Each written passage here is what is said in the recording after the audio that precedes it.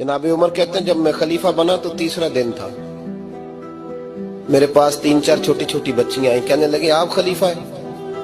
कहा? कहने लगे उठो फिर हमारा टाइम हो गया, असर का वक्त था। तो कहा क्या टाइम हुआ? तो कहने लगे हम यतीम बच्चियां हैं, 6-7 बहनें, अब्बा जी फौत हो गए, घर में 25-30 बकरियां हैं। अबू बकर सिद्दीक रोज असर के बाद आते थे, हमारी बकरियों का दूध धो के हमें दे जाते थे, कुछ हम पी लेती थी, कुछ बेच लेती थी।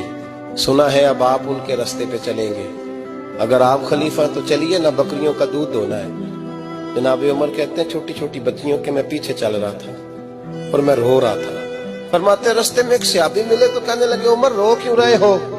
तो मैंने कहा यार ये अबू बकर मेरे लिए रास्ता बड़ा मुश्किल कर गया, इनकी राहों पे चलना कितना मुश्किल होगा। जिगर राहे वफा में नक्श ऐसे छोड़ आया, मैं जिस मंजिल से गुजरा हूं वो अब तक